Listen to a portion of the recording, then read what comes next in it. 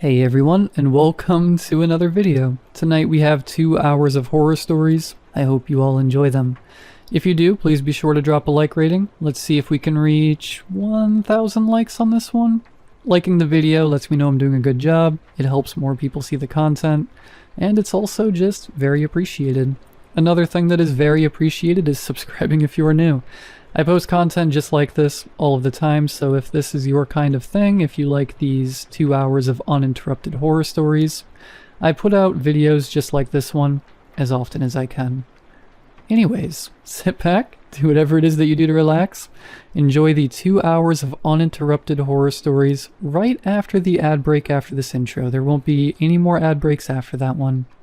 And as always, I hope you all have a great night. This is something I should probably be speaking about with a therapist. I know, I would, or I have been, but that's not really an option anymore.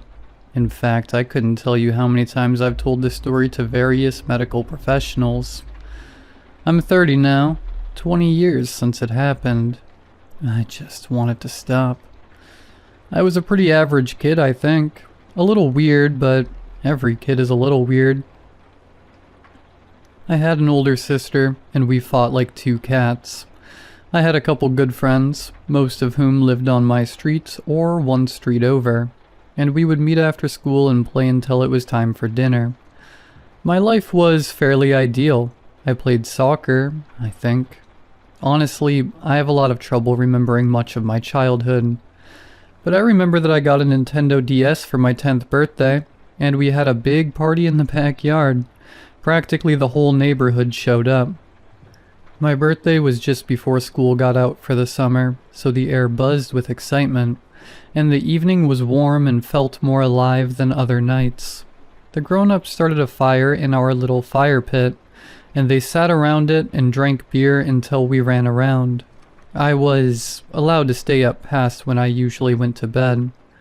And the other kids chased fireflies with me and roasted marshmallows until late.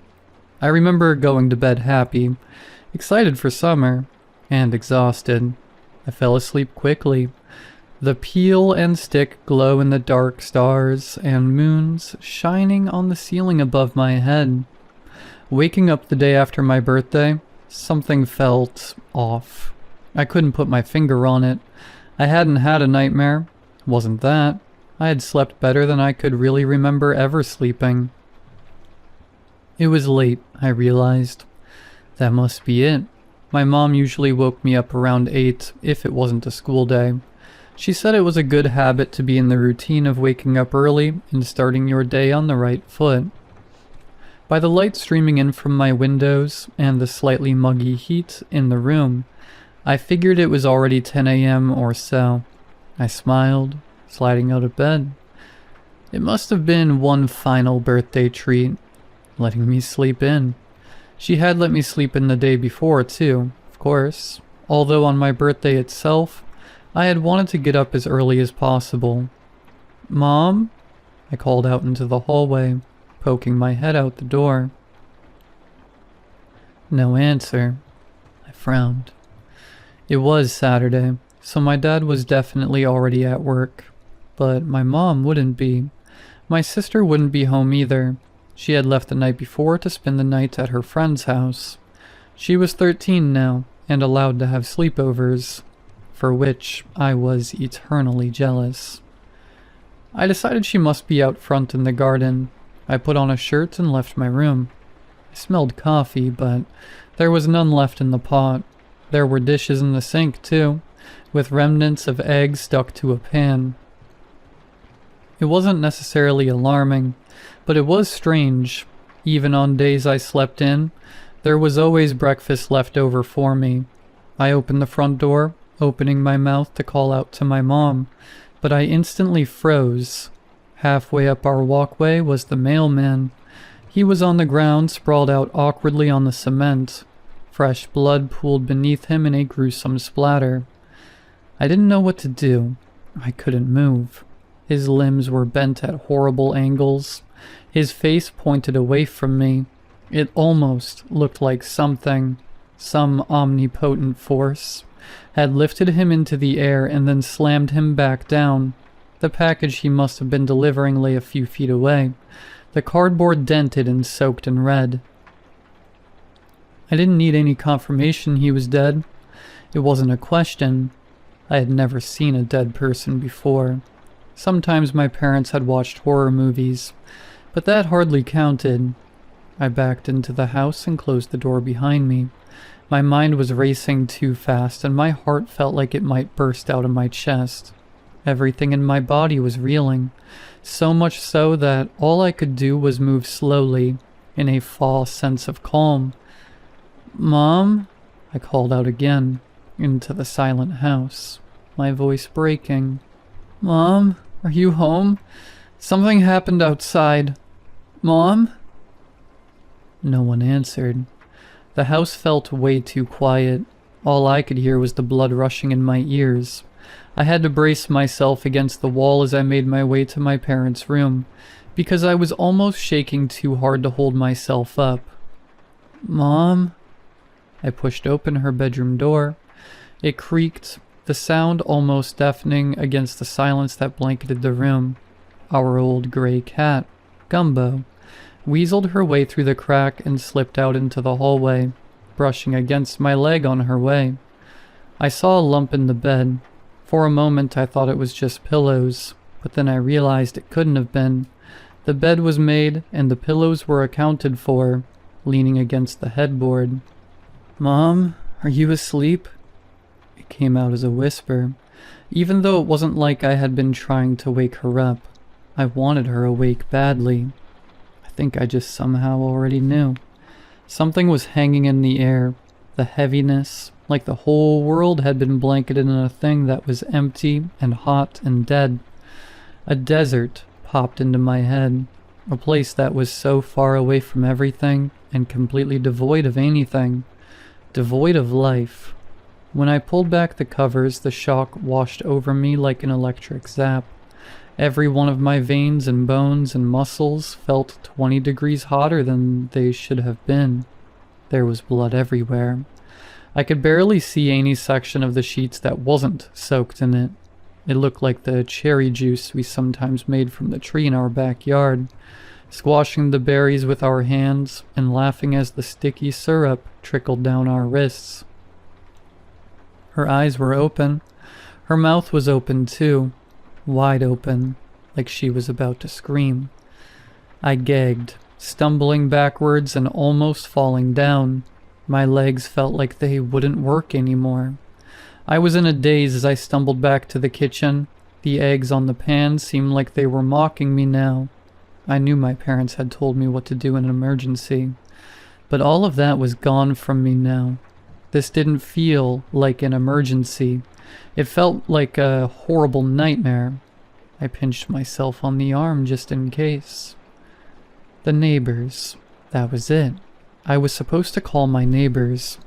The number was on a sticky note next to the phone. My fingers shook as I dialed the number. They picked up after 3 rings that felt like they took 1 year each. I heard a sort of cackling sound, like someone was moving the phone around. "Hello? Hi." I cleared my throat, trying to get rid of the lump firmly lodged in the back of my tongue. "This is Jackson from next door." I heard some sort of giggle, a choked one, like they were trying to hold it back, and then some hushed whispering. "Hi, Jackson," the voice said. I assumed it was the mother, Mrs. Winston. "Is everything all right? Can I help you with something?" Something happened. My mom." "Oh, honey," Mrs. Winston said, her tone gentle, but something about it felt deeply off. My stomach twisted. "Why don't you head over here, We'll figure out what's going on together." "Okay." I remember hanging up before she said anything else. Something about her voice was unnerving me. Still, I didn't know where else to go. I slipped out the back door so I wouldn't have to walk past the mailman. gumbo watching me go. I knocked on the neighbor's door. No answer. I knocked again. Still nothing. I stepped into the flower beds, peeling in through the windows. Someone was lying on the couch, their head tilted back like they were staring at the ceiling. For a moment, that was what I thought was happening, until I saw that their chest was opened up like a patient on a surgery table. All guts and organs and blood. So much blood.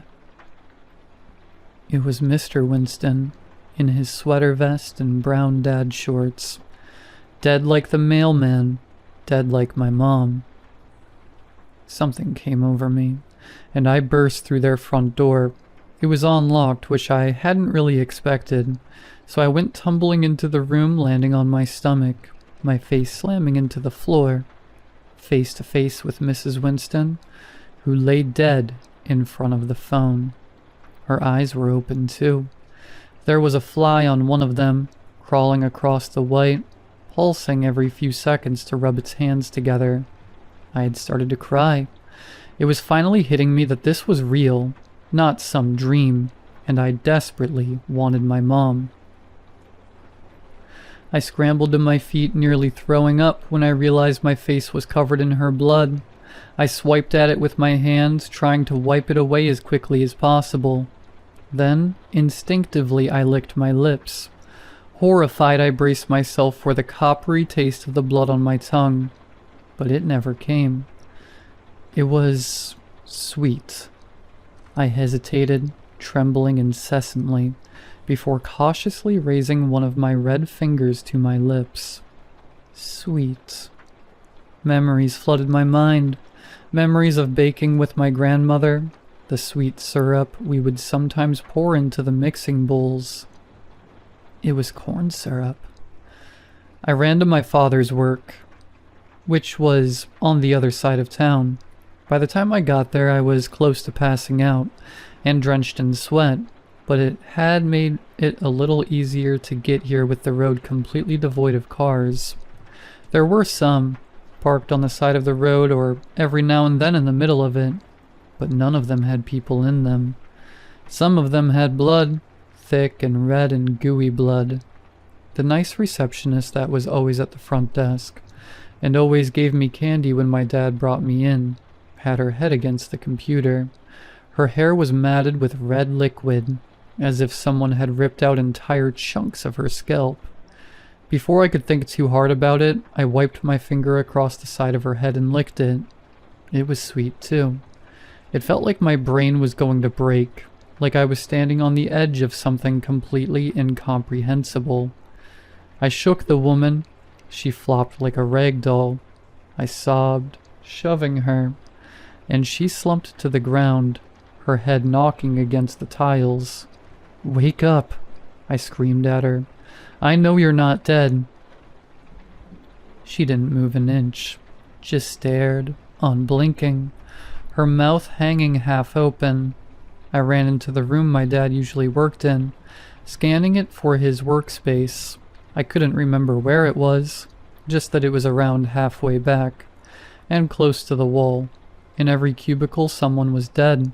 Sometimes they look halfway peaceful, as if they'd been caught by surprise, but most of them were eviscerated in one way or another, entrails hanging out, bones showing, blood sprayed against the walls, even some with faces ripped clean off. It was like something unseeable had swept through the town on a rampage. But all of their blood was made of corn syrup. In a brief moment, I even touched one of the organs, something that looked like a strange, deflated balloon, and it jiggled, but more like plastic than a human body. At one point I swore I heard a giggle behind me. I whipped around, but no one was there. I found my dad at the water cooler, sitting against the wall, cone paper cup still gripped loosely in his hand. He stared straight ahead, blood leaking from his eyes, nose, and mouth, like he'd exploded from the inside. "Dad?" I whispered, grabbing his shoulder. "This isn't funny. Please stop." There was a strange look on his face that I could just barely make out through the red. almost like a smile someone would only make if they were trying very hard not to. I walked back home down the middle of the road, balancing on the yellow lines to have something to focus on, because I was fairly certain if I stopped walking, I wouldn't start again. When I got there, I climbed into bed and I closed my eyes. I didn't know what else to do. Eventually, after what must have been hours and hours of lying there, I drifted off into a restless sleep. I woke up to someone shaking my shoulder. I screamed, scrambling away from them, immediately wide awake and terrified. "Whoa!" My mom backed away smiling. "Sorry, buddy. I didn't mean to scare you." I was breathing hard. I looked her over, clutching my chest. She was completely fine. She looked it, at least. She stood there in a white blouse and blue jeans, her hair tied up like always, her eyes bright and happy. What day is it?" Her smile faded, and she frowned a little. It was then that I noticed the smell of bacon wafting in from the kitchen. "It's Sunday, bud, remember?" 2 days after my birthday, so yesterday had been real.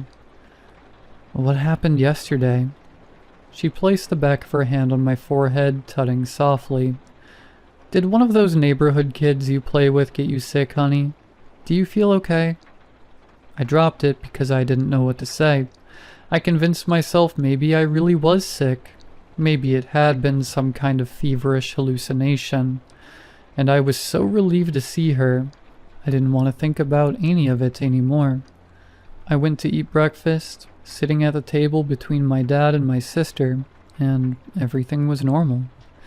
But when I left the house later that day, I saw it. On the walkway leading up to our house, there was something pink on the pavement, a faint pink stain, like something sweet and red and sticky had been recently scrubbed away. Like I said, it's been 30 years. I've been feeling like I had almost recovered from that incident. I had asked everyone I knew countless times about that day, but none of them seemed to have any idea what I was talking about. But still, I had almost let it go, and it had never happened again. Not until today. Today I walked into my therapist's office. It seemed strangely quiet. There was usually music playing, something soothing and soft, and there were people in the waiting room and at the front desk typing on a keyboard. But today, nothing. No one. Silence. I let myself into Dr. Sheldon's office, perplexed, which is when I found her dead on the carpet. Her blood sprayed across all the walls, even dripping from the ceiling. It was crazy, I know that. But I immediately tasted it. Sweet. I rolled her over and her eyes were open, a strange smile on her face.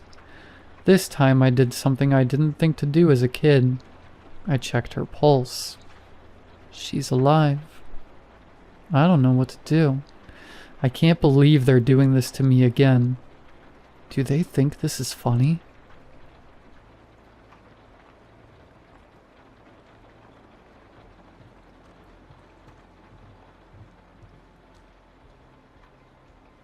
When I was a kid, from around the ages of 2 to 10, I always watched the same show after school, Dandy's Wondrous Adventures. It was a show that I had kept tabs on ever since I was a baby. It had been with me since the beginning, and for good reason. Even as an adult, I can point out the many lessons the show taught me as a boy. How to tie my shoes, how to properly eat, how to keep up conversations, etc. It was a much-needed show for a kid of my upbringing. My dad had died before I was born in a botched robbery, and my mother worked as a surgeon, meaning she was gone most of the day, coming back home around 9 to 10 at night. So, most of my youthful lessons were taught by the show. Every episode entered the same. Dandy, an anthropomorphic dandelion, and his sisters, Rosie, Daisy, and Blue Bonnie, would run up a hill, click their heels, which were leaves, face the viewer, and ask how their day had gone. They'd wait for about 5 seconds and would respond. If the episode was oriented around something happy, they'd all smile and say, "That's terrific." If it was oriented around something not happy, they'd all share a small look of unanimous dissatisfaction and say, "Well, ain't that a shame?" Every time I came home from school, I'd divulge into the characters on how my day went. I always would be disappointed when my response didn't match theirs, and it never did. I tallied the times I matched their responses with mine, and I was down by 47 marks to my 0.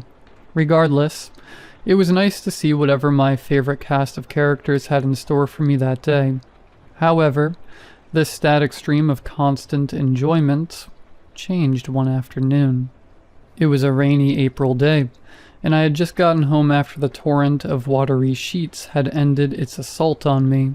I had no homework for the day, and after finishing all my chores, I galloped upstairs to turn on my TV and pay a visit to my friends. Once again, the episode entered the same way, with Dandy and his sisters dancing up the hill, stopping and asking me how my day had gone. My day had gone pretty poorly. At school, I had a teacher named Miss Carroll. I was the quiet, nerdy type in elementary school, so Miss Carroll saw me as easy pickings. She'd berate me day in and day out about how weird I was, how I had no friends, and how I was a loser. Anytime I tried to report her, no one believed me.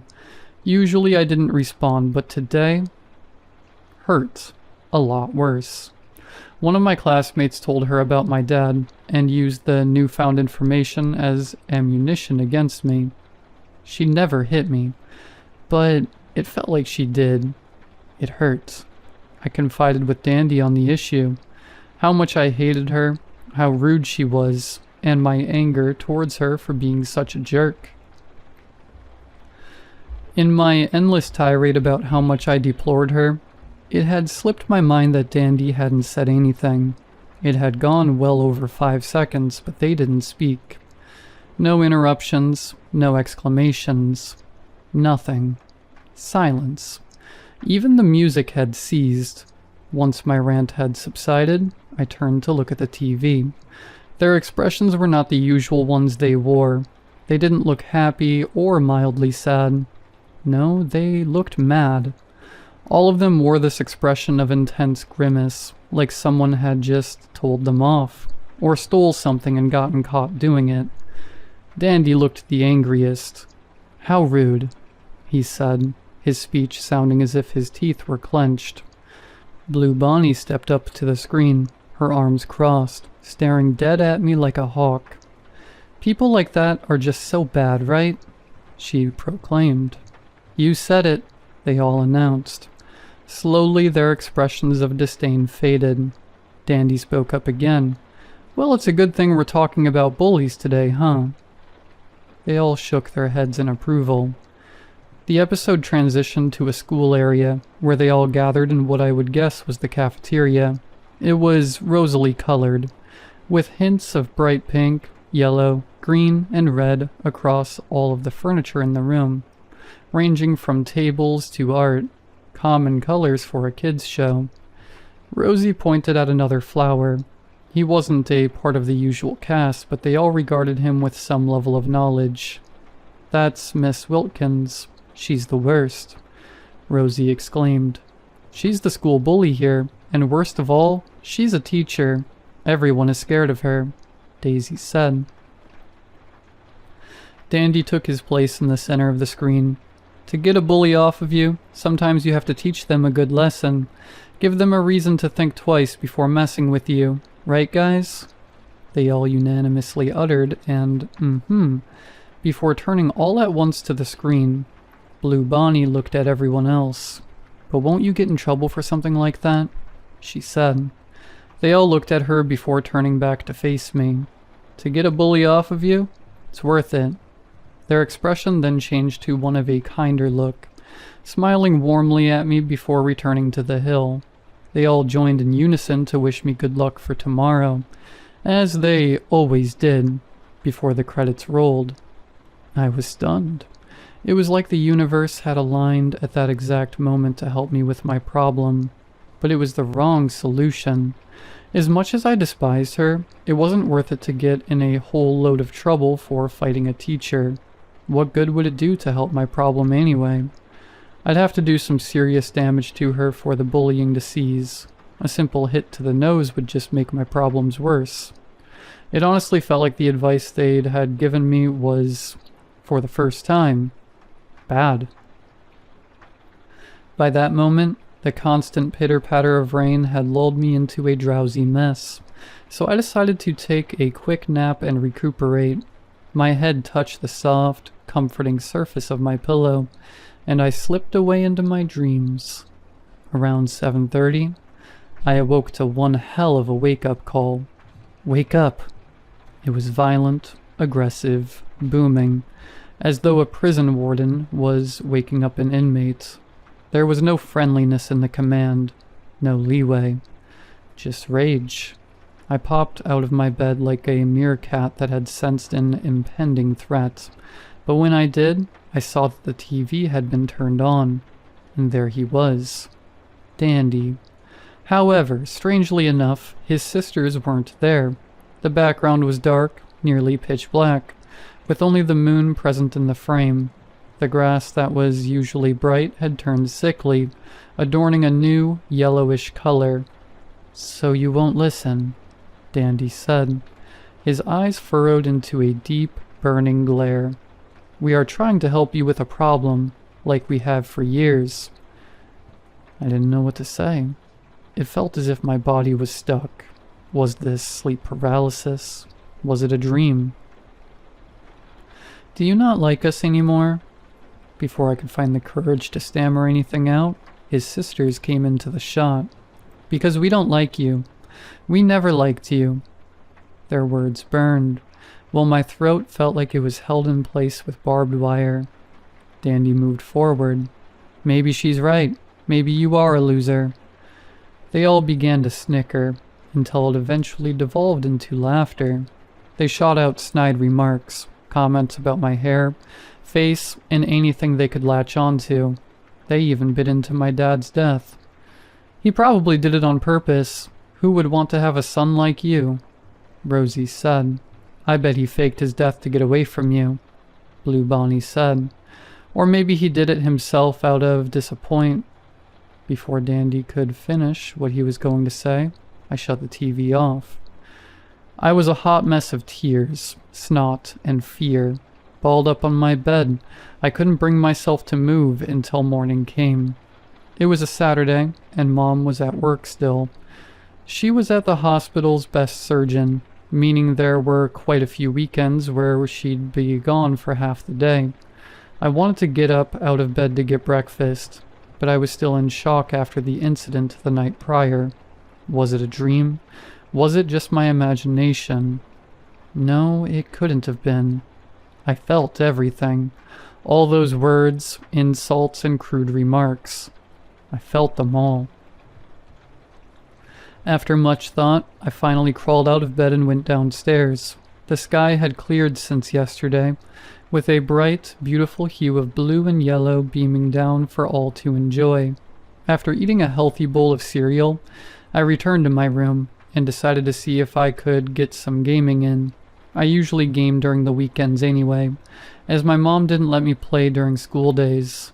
After a couple hours on the console, a familiar, yet mellow voice snapped my attention back to the TV. "Hey, friend." It was Dandy again. In the past, that voice would be a source of comfort. Now, it frightened me.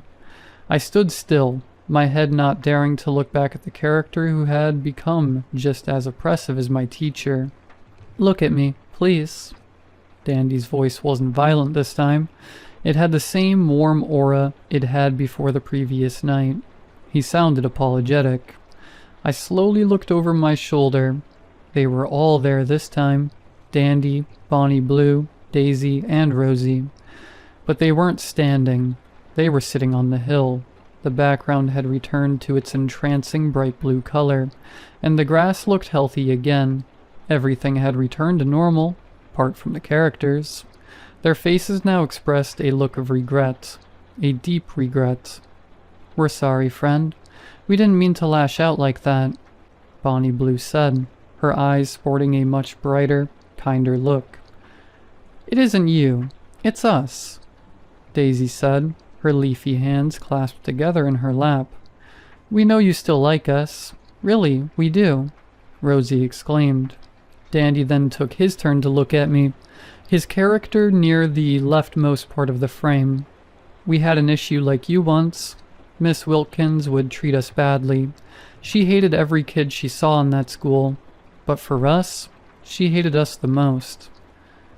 I moved from my chair to stand right in front of the TV, my ears, eyes, and mind completely intertwined with the screen in front of me. It was unbelievable. "She said that we were troubled children who deserved to be alone," Daisy said. "We had no parents of our own, so we relied on her," Dandy said. "One day, Miss Wilkins said that she had enough with our behavior. She dragged us into the drawing room, locked us in, and left us there," Bonnie Blue proclaimed. Dandy looked up from his lap, his eyes a constant of sadness and misery. "We never left," he said. "We don't want the same for you," Rosie announced. "You made us happy, so we want you to be happy. We just got scared that you might move on the same path," Dandy said. I smiled at the TV, beaming happiness through their kind words. It was still a show at the end of the day, so I thought that this was their way of teaching courtesy and openness. "But we think it's time for us to say goodbye." My smile quickly dissipated into a slightly open mouth, my eyes wide with surprise. "You're getting old now, big and strong, just like your dad," Daisy exclaimed, her smile replacing mine. "We've taught you all we can, friend," Rosie said. I grasped the TV, words slowly bubbling into my throat of pleas for them to stay. "We always cared about you, even when you were with us back there," Bonnie Blue said. They all stood up and took each other's hands, and smiled the widest smiles I'd ever seen them showcase.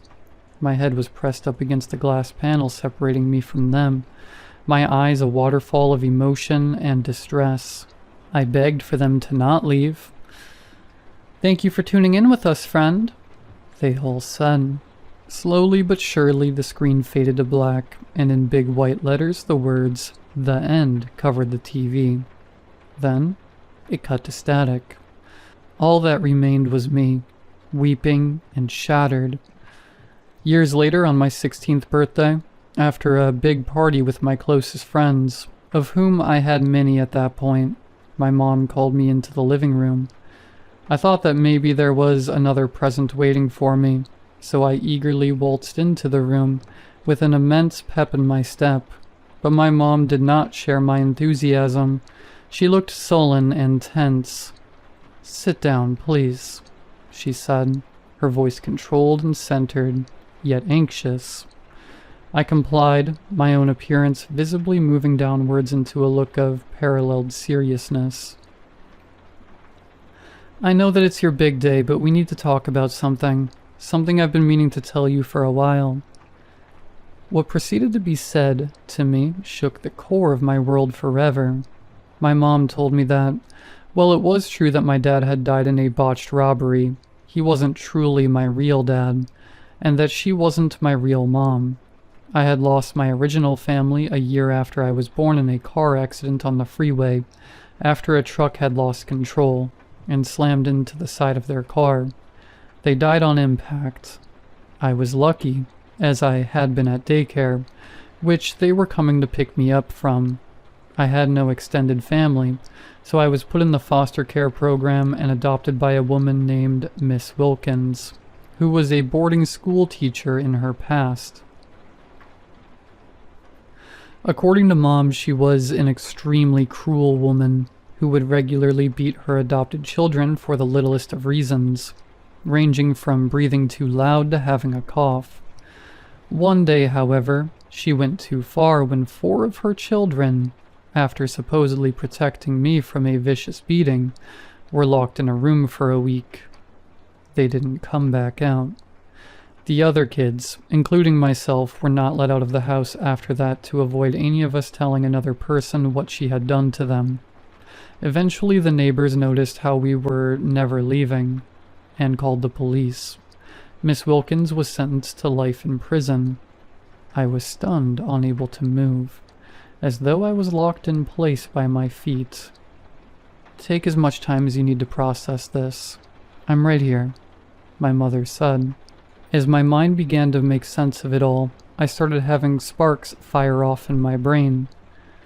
Miss Wilkins. I could have swore I knew that name from somewhere. Wilkins, Wilkins, Wilkins. And then it hit me like a boulder rolling down a hill. Miss Wilkins. The teacher from the show.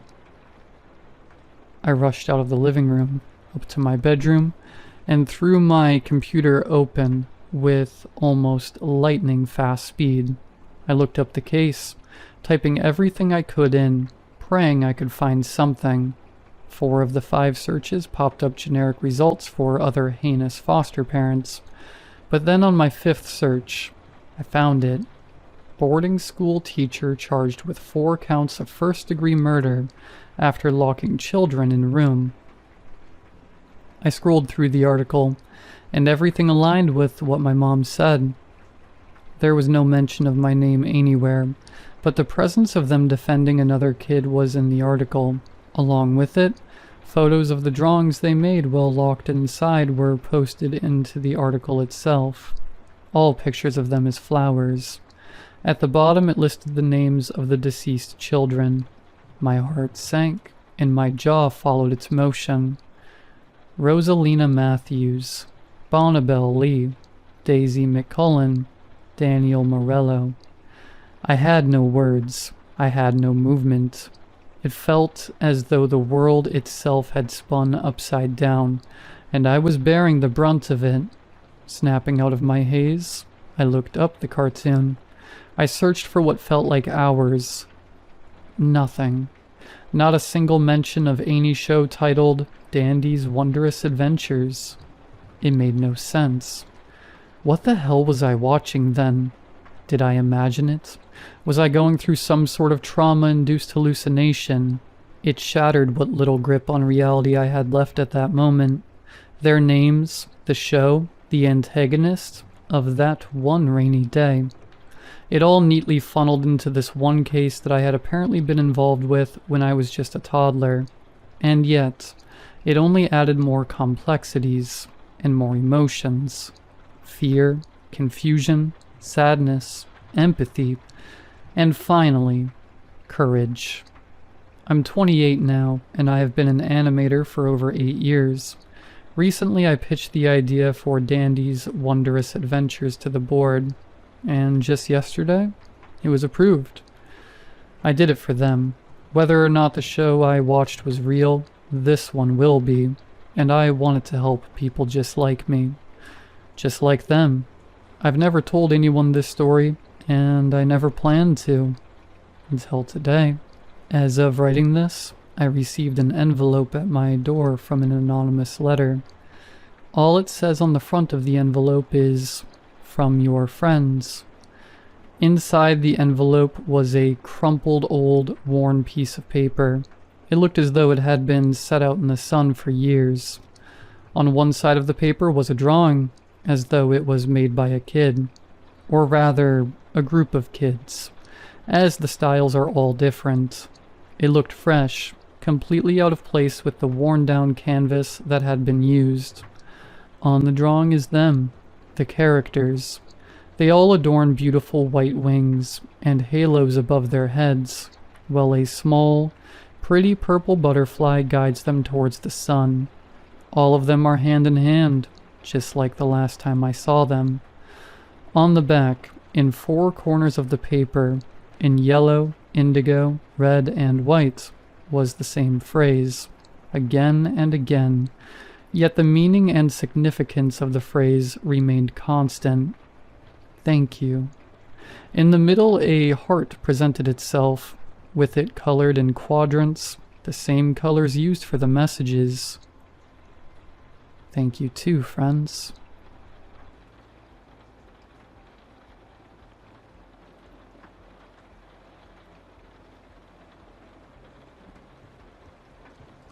What I am about to tell you will sound crazy, but I need your help, so please, read. 3 days ago, my parents and my older brother went to my cousin's wedding. Me and my brother are not very fond of parties or my extended family, but since he's the elder son, my parents always drag him along to family reunions. To endure these ordeals, he always takes his earbuds with him. Since we moved to the current home about 10 years ago, things always went missing out of the blue. A key, a toy car, the TV controller, and there was no point in looking for the missing objects. We could search all over the house and never find them. Nowadays, when something goes missing, my father will say, "Forget it, and it will find its way back to you." And every time, without failure, he was correct. Because after a couple days or weeks, sometimes entire months, the missing item would be found in an incredibly obvious location. Me and my family figured this was a normal occurrence, easily explained by healthy faults in our memories and so on. So we got used to it and lived normal lives. On that fateful day, my brother could not find his earbuds, so I said the words that our father had imprinted in our brains. "Forget it, and it will find its way back to you." He nodded in agreement and said, "Hopefully it will show up soon." My father and my mother were already waiting for him in the car. I said my farewells from the front door and they left. I wish they didn't. I had spent that entire day reading Blood Meridian. In fact, I carried the book with me to the front porch, and as I was going back, I left the book on the dining table, to the right of the hallway that leads to my room. I sat down on my office chair and booted up my PC. I spent the rest of the evening playing video games. It was around 9 p.m. when I heard it. Thump. Coming from the end of the hallway, the sound of a hardcover book hitting the wooden floor. I figured it was my book. I must have left it in some awkward position on the table. I got up and opened the door of my bedroom. Then I saw it. A person, a creature, something about half my size. Just finishing a small jump from the right of the hallway to the left, the book laid in the right. At the foot of the dining table, I was immediately paralyzed. I just stood there, like a deer in front of headlights. A pitch-black hand with elongated, clawed fingers reached from the edge of the wall all the way to the other side of the hallway, grabbed the book, and quickly went into hiding. Slowly, the dark figure put its head out of the edge, and for a split second our eyes met. My heart was beating out of control. I was on the verge of puking as I hastily closed and locked my bedroom door. I heard footsteps approaching me. I broke down crying in a corner. It's been 3 days. No one is picking up on my calls. No one is answering my messages. My family has not returned. I hear inhuman sounds just outside my room. I see shadows moving, creeping in and out of what I hope is a familiar hallway. I'm too scared to look out the window. I'm thirsty and hungry. I'm not sure that this text will reach anyone, but I'm desperate. Please, find me.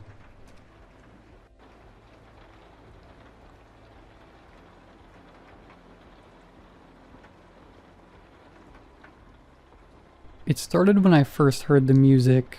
I'm not going to tell you how I came into possession of this particular music, nor am I going to tell you what it sounded like, or anything particular about it, because even knowing these things can have an effect. All you need to understand is that this particular music, when I heard it, forced me to walk in a straight line. I was at home at the time, in my London flat. I had started to listen to the song with my wireless headphones. As soon as the music started, I felt the itch to start moving. By then, it was already too late, but I kept listening, not yet aware of the mistake I was making. And then, just as the first track neared its end, I rose from the sofa, turned and faced the wall, and started walking. Have you ever seen an NPC in a video game walk into a wall?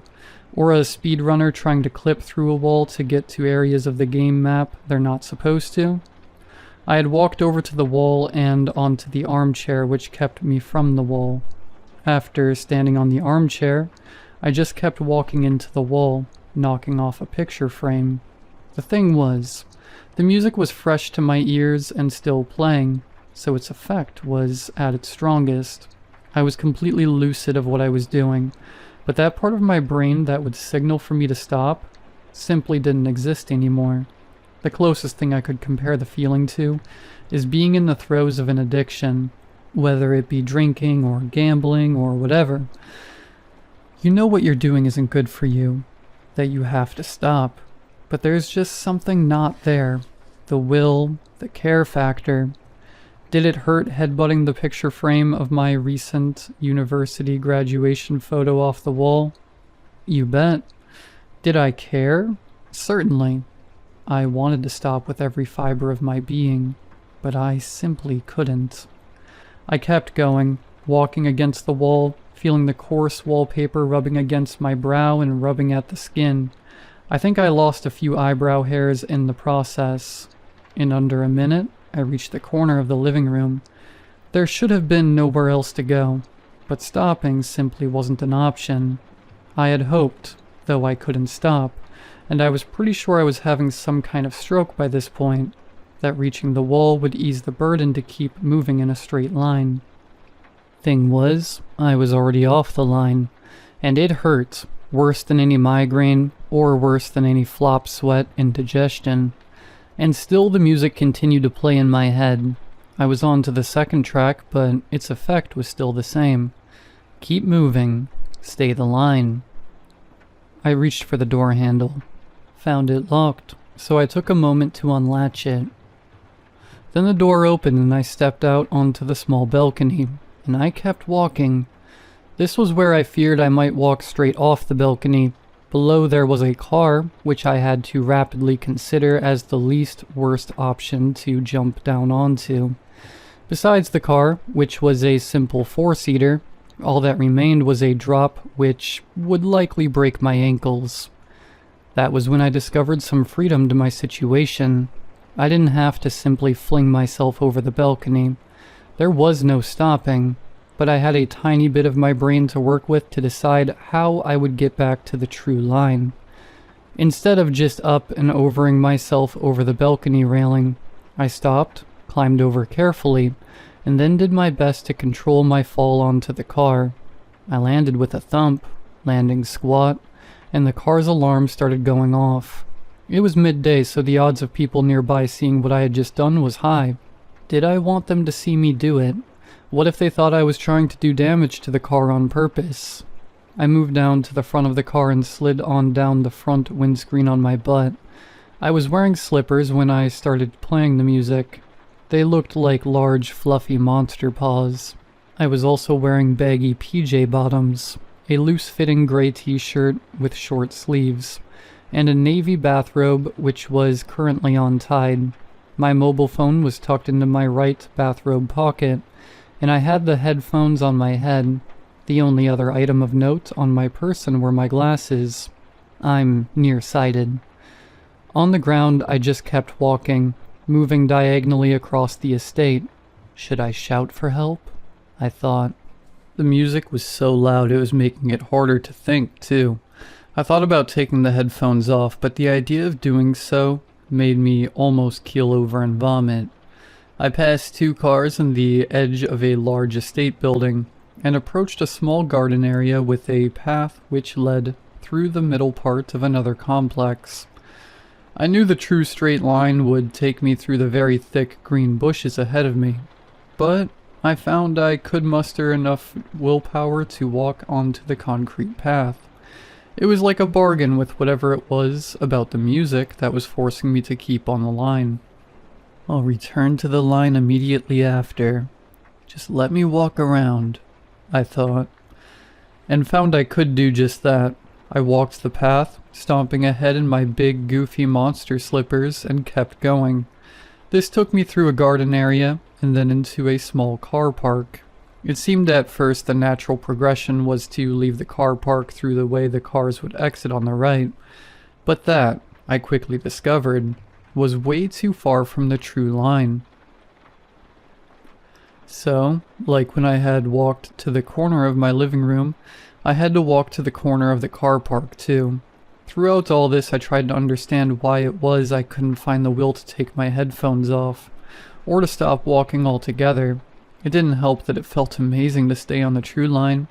Better than taking off socks after a long day. Better than the first sip of a freshly cracked open can. Better than Friday night at the end of the work week. And that was just the start of my love of true line. At the corner of the car park, there was a little hut-like structure. I walked to the edge of that, climbed over a metal railing, when I walked through a small tunnel to the other side of the estate building. This put me onto the pavement on the other side, and then I walked into the road. The sudden horrible screech of car tires met my ears. I turned and saw a rotund, middle-aged woman in her car. "What are you doing?" she yelled out. Though most of what I could hear was still being drowned out by the music. "I can't stop," I yelled back. The answer didn't seem to be good enough for the woman. She got out of her car and started walking towards me. "Stop, come here," she yelled. Stop, I thought. The idea of stopping revolted me, but a part of me wanted to try. This woman was angry, sure, but what if I could get her to take the headphones off for me? Maybe that would give me back my right mind. But the closer she got to me, the more a nasty dread gripped me on the inside. Panic, unlike anything I had ever felt before, started to rise up within me. So much so that when the woman tried grabbing for my bathrobe, I let out a scream so loud I would have a sore throat for the rest of the day. I thrashed my arm back and stopped the woman in her tracks, perplexed by my reaction. I started to jog, staying true to the line. The woman didn't give chase, but instead, the last I saw of her, she had her phone held to her ear. Calling the police, I wondered. Or maybe her husband. I couldn't look back for long because I walked all the way down the road, crossed over to the other side of the street, and approached a large tree. "Please let me go round it," I pleaded inside my head. But I knew there was some wiggle room. As soon as I realized I could climb over the metal railing, thrash around the bush behind it, and then continue on, the fight in me to resist died out. I did just that, and moved beyond the tree. This took me into the driveway of another estate building at the furthest corner of the whole complex. It seemed like a dead end because there were no gaps left. Right ahead, there was just a house. I wanted to stop but couldn't find the will to do so. The 5th track from the music album. If you feel the need to get up from where you're sitting, that'll be because I just mentioned the music part was part of an album. Sorry. I'll not mention any more about the music if it can be helped. So I continued on, and found myself standing outside the house in front of me. The front door was just off to my right, the window into what might be the living room to my left. I had hardly any time at all to think about what I might do next. Every second I didn't move forward was like being trapped inside a hot car with the windows shut. 100-fold. I tried the door handle to the house. No luck. I knew I didn't have the strength to kick the door down, but what else could I do? I saw in my mind's eye the solution. All I needed to do was drive my head through the window to my left. The glass would break if I hit it hard enough, wouldn't it? Some part of me was excited to try, intrigued even. I couldn't move forward on the true line if I didn't drive my head through the window pane. Please, I pleaded inside my head. Please, no. There was an awful cramp in my neck as I forced my gaze to the ground. There was a small stone turtle ornament next to the doormat. I picked it up, and seeing as it was better than using my head, I smashed in the window with the stone turtle ornament. "Move in, move in, move in," my body and mind pleaded with me, but I had just enough lucidity and self-control to use what wits I had left to strike away the sharper bottom and side edges of the window pane, and then I chucked the stone turtle ornament inside and climbed through the window. And it was after landing and getting to my feet that I noticed I had stopped moving, and there, on the carpet among the broken glass, were my headphones. The faint, tinny sound of the music on a new track. Again, I'm sorry that you've likely been counting the number of tracks which have been playing. I suggest you don't leave your home for the next few days because you might seek true line whilst driving or walking down the street. Please don't risk it. For a moment I was filled with joy. The headphones were off. I was free. Because without the music playing directly into my eardrums, how could it have control over me? To make sure I was free, I stomped on the headphones, my right foot aching from the force it took to render the headphones completely obsolete. I was stiflingly hot in my bathrobe, sweating and breathing, huffing breaths. But in the silence of the house I had just broken into, I heard it. The music, playing inside my head. I'm sorry to tell you this. I really, really am. But the music is seriously catchy. I turned around to face Trueline and kept walking.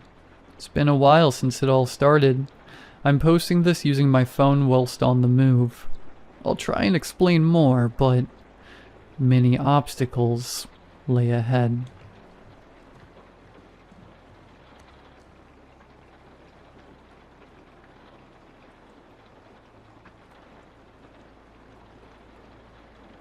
It was a warm summer night in the back county of South Carolina. I recently moved from the north, so I wasn't familiar with how to get around yet. I had just had dinner with my grandparents and cousins, and was in the middle of my 45-minute drive back to my apartment. I always keep my phone on a holder while driving, and only touch it when I'm skipping through music. It started with my GPS malfunctioning, ending my map and destination, and then suddenly going back to normal.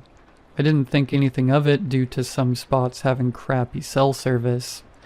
I continued to drive down the road, bouncing my head to 2000s throwbacks and occasionally sipping my Red Bull. I have a habit of unconsciously checking the time when I go to check how fast I'm driving. That's when I noticed my clock was an hour behind. I immediately tapped my phone, which showed the time. 2 hours behind. I instantly grew confused.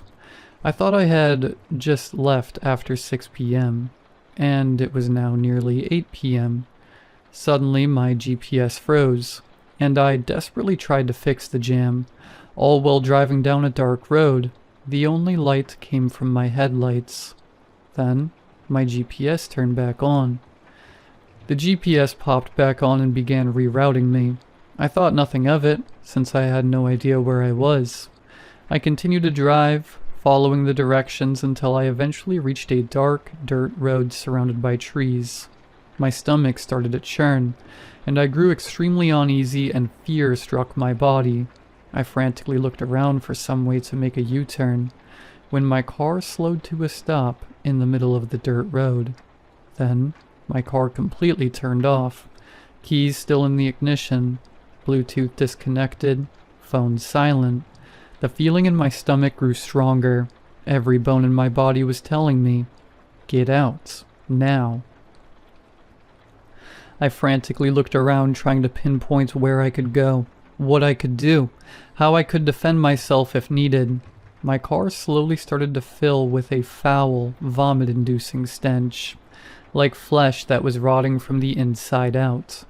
I gagged and nearly threw up. The nerves, the stench, and the fear all building up as bile in my throat. I wanted to leave. Then I heard it, moaning, loud, guttural moaning, that made the hairs on the back of my neck stand up. I quickly looked around, and at this point, I was preparing for the worst. The moaning continued until it sounded like it was right beside my car. As soon as I turned my head, I was staring at a dark, terrifying silhouette. The moonlight made it difficult to see at first until I noticed the shape. A deer. I had seen many deer in my life, but none of them had this shape. From what I could see, its neck was longer, thicker, its back was slightly sunken in. I saw its antlers, which extended straight up. What happened next made me sick. As if the deer wasn't terrifying enough, it slowly stood up. All of its animal-like features were gone, aside from the head. I whimpered at this point. I could feel my seat dampening and my jeans soaking. I had urinated myself. The entity stood up and walked past the front of my car. Like any other human before it, faded into the darkness of the forest. As soon as I could no longer see it, my car turned back on and the music continued, bumping Britney Spears through my bass.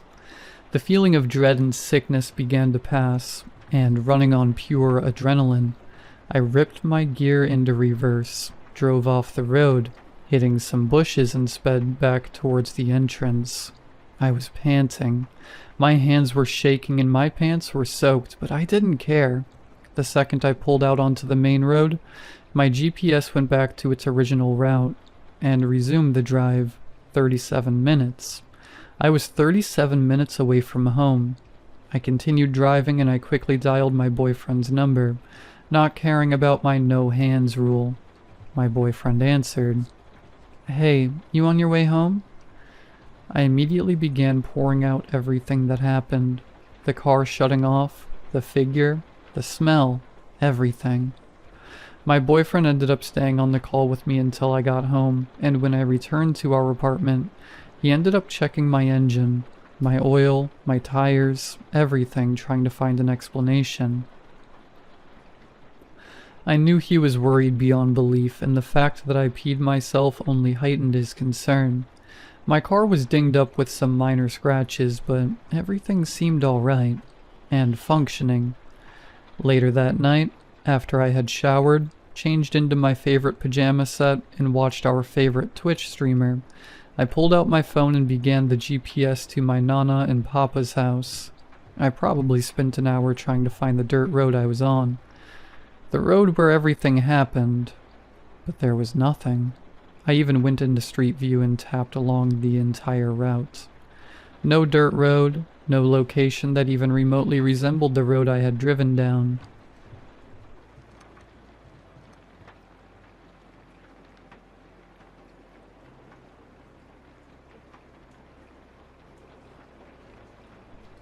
I don't know why I'm writing this. I'm not a forum guy, but I'm alone out here and I have to tell someone, anyone, just to get it out of my own head.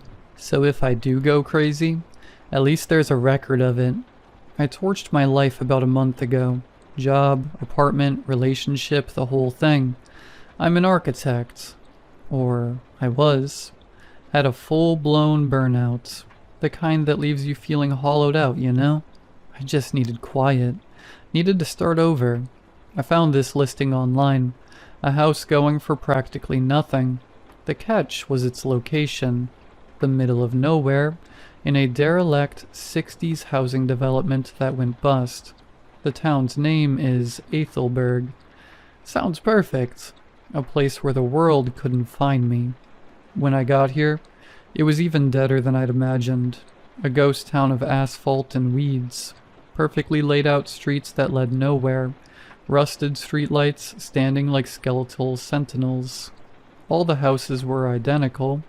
These sad little copy-pasted boxes. All of them empty and rotting. Except mine. Mine was clean. Too clean. Like someone had been here a week ago and scrubbed the place down. The first few days were bliss. The silence. I'd forgotten what real silence was. Not city quiet, which is just a low hum. This was a deep, heavy quiet that felt like it was pressing on my eardrums. I started unpacking slowly, starting to feel human again. That's when the little things started. The first thing, it was a picture frame, an old photo of my parents. I'd put it onto the mantelpiece over the brick fireplace. One evening, I'm walking to the kitchen to get a drink. I stop, I pick up the frame and I move it, maybe 4 inches to the left. The thing is, I don't remember deciding to do it. My hand just did it. Like an autopilot thing, you know?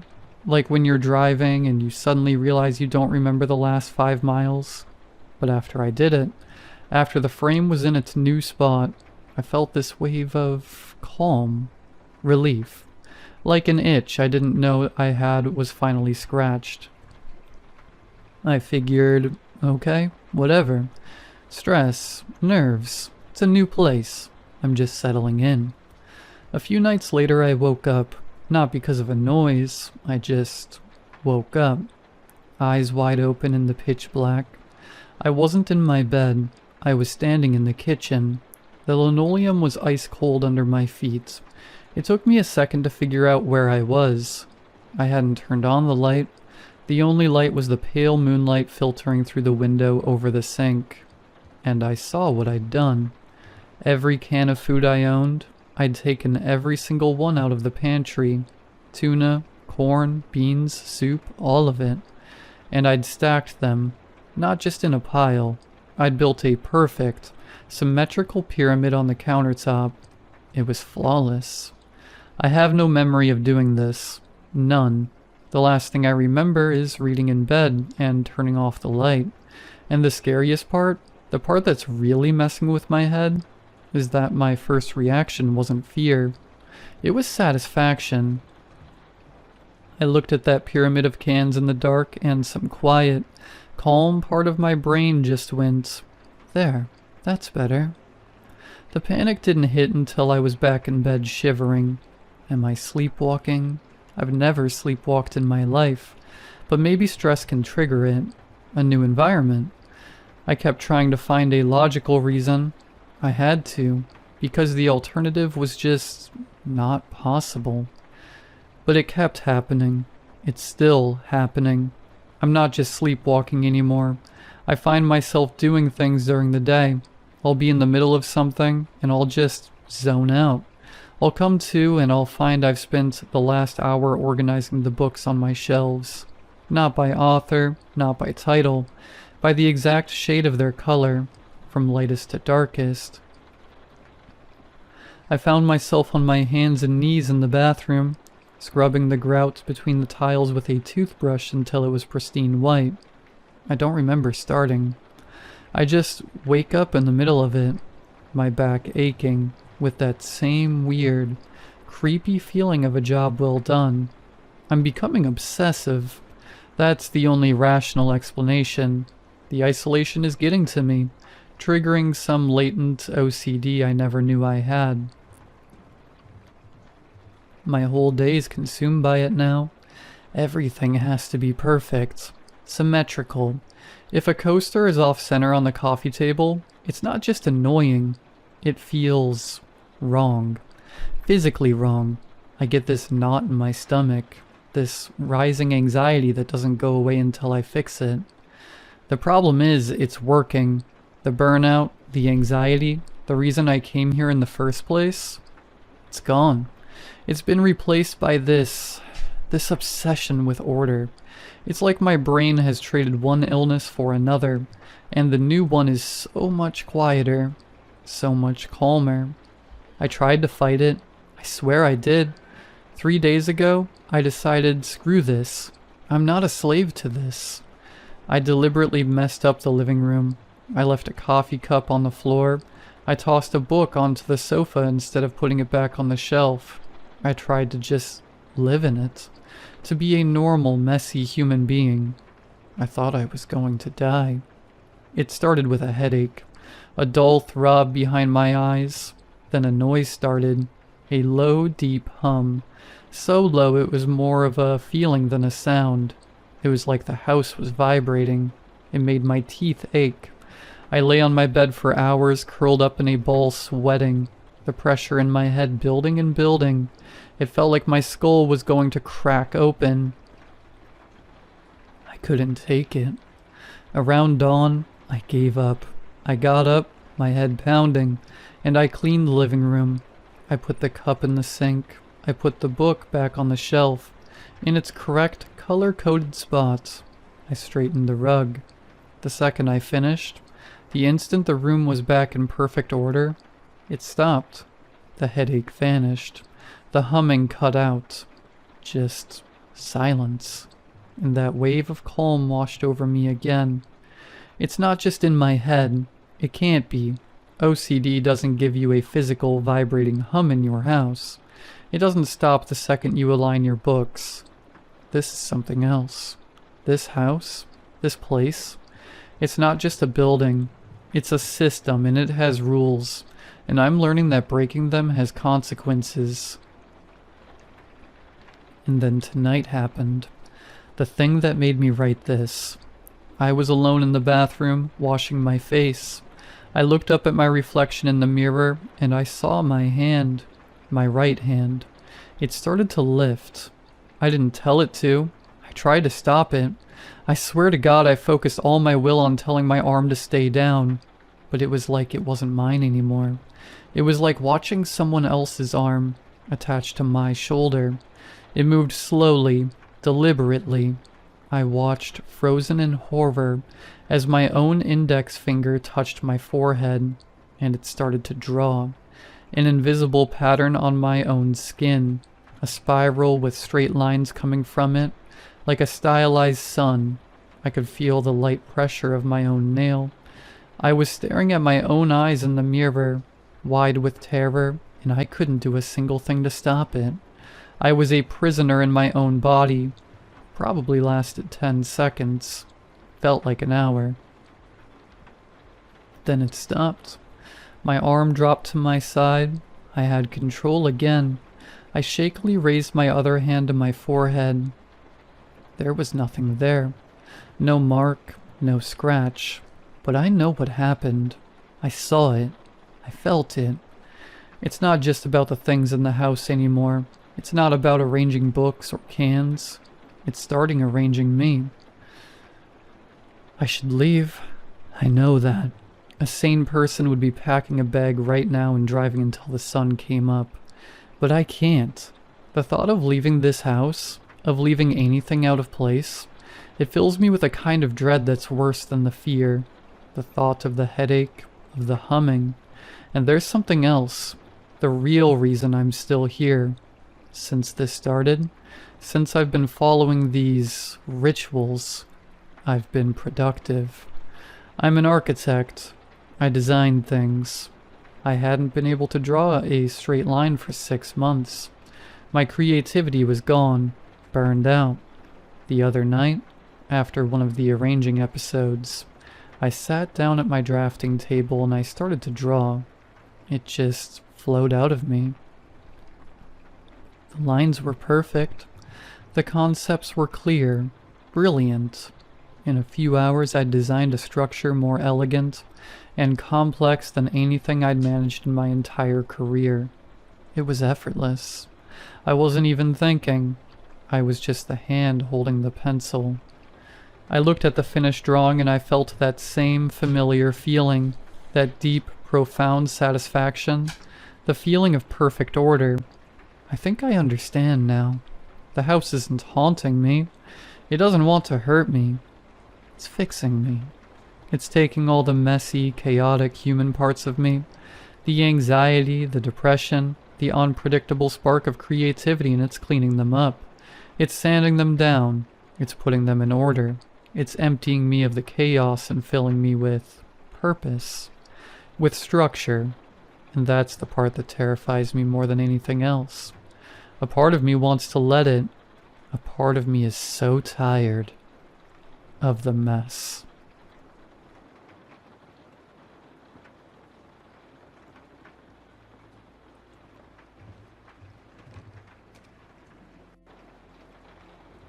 Despite its fresh paint and polished mosaics, the house felt lived in from the moment I stepped inside. It smelled of plaster dust, sharp and clean, but beneath it clung something older, warmth soaked into the wood, as though the walls remembered meals and laughter. Odd for a place so recently renovated. A fact the realtor had repeated almost to the point of insistence. I told myself I needed that renewal. The move wasn't about square footage or mortgage rates so much as distance. From the old job, the hostile boss, the endless small office wars. The new position promised steadiness. A manager who listened, colleagues who minded their own work. A clean start, and this house was meant to be the reward. The kitchen drew me first, counters stiff beneath my hands, hinges creaking as if relearning motion, the fridge humming in steady breath. Morning light cut through the high window and fractured on the island, spreading across the floor in the shape of a 7-pointed star. I stood there that first morning, coffee cooling in my hand, and thought, it's a lucky house. Everywhere I walked, the house seemed to move with me. The third stair lifted its note like a small bell each time I passed. Drafts curved faithfully toward the living room. Doors leaned shut with the softness of pages closing.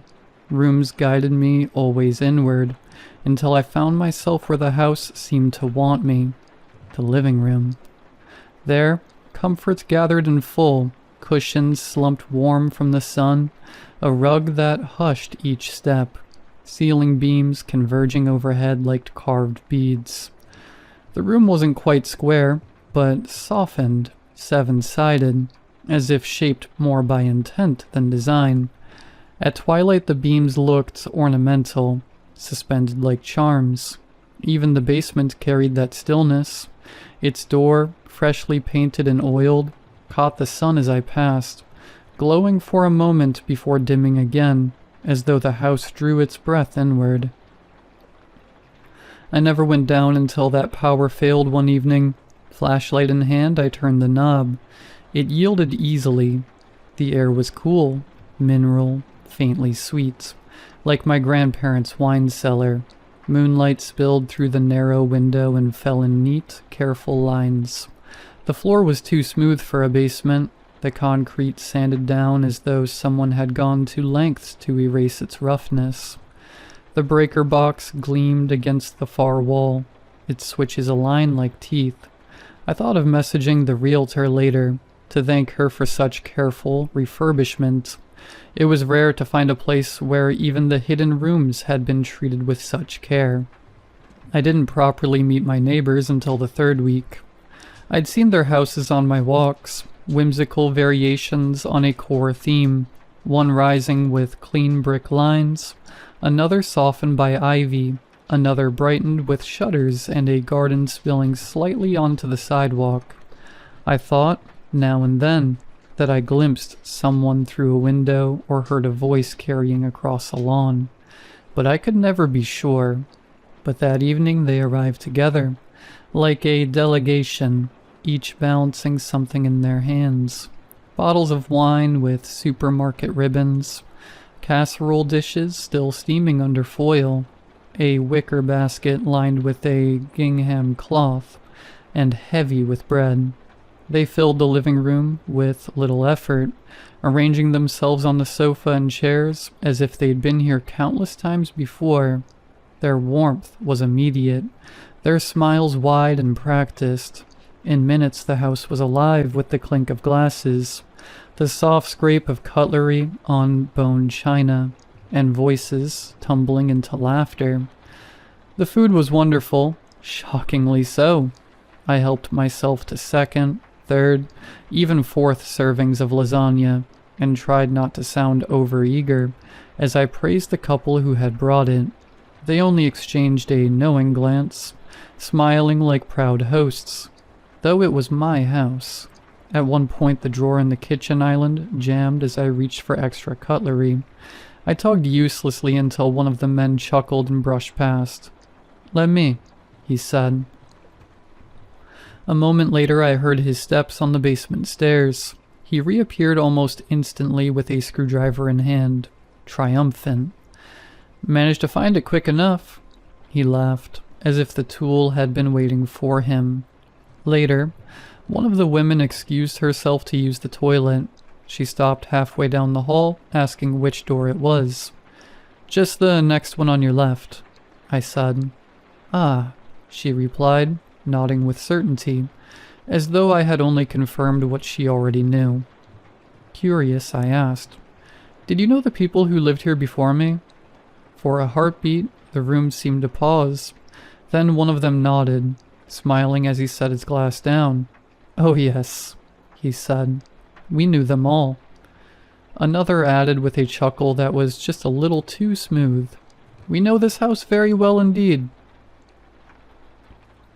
By the time the plates were scraped clean and the last drops of wine drunk, I was flushed with warmth, not only from the alcohol, but from the strange sense of inclusion, of being woven seamlessly into their circle. At the door they thanked me profusely, as though I'd hosted them, pressing my hand or patting my shoulder before vanishing into the night, with their empty dishes. I locked the door behind them with a kind of satisfaction I hadn't felt in years. The house glowed with the after-image of company, the faint perfume of bread and wine, the hum of laughter still clinging to the walls. For the first time, I thought, perhaps I could belong here. I doused the lights room by room in a slow, meditative rhythm, the old floorboards creaking beneath my steps, until only my bedroom glowed faintly upstairs. Later, with the window cracked open, I sipped the last half glass of wine and let the cool night air wash over me. The houses across the street were still lit, squares of gold burning against the dark, yet no shadows moved behind those curtains. No silhouettes passed in front of lamps. The facade stared back at me, silent and blank, glowing only to insist they were alive. I told myself the neighbors must simply be tired after the long dinner. The thought soothed me. I lay down, listening as the house settled around me, boards easing, pipes sighing, and just as sleep began to take me, I heard it. Something deeper, muffled, rising from beneath the floorboards, a sound almost too faint to catch, like the house itself had sighed. The next morning, sunlight slipped through the blinds in its usual pale strips. I showered, dressed, made coffee, ordinary rituals, grounding me in the start of another workday. But when I stepped outside, briefcase in hand, I noticed the street was as empty as the night before. The same houses stood in their neat variations, lights still humming in windows, but not a single person stirred. No slamming of car doors, no joggers, no children waiting for the bus.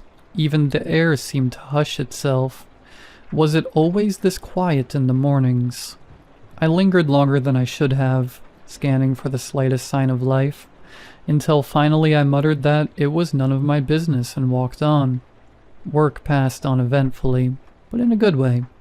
A respectful, peaceful work environment, where everyone just sat down, got their work done without fuss, where exchanges in the break room felt like breaths of fresh air, rather than heavy with tireless gossip and backhanded compliments. Yet when I returned home at dusk, I kept noticing how quiet it all was.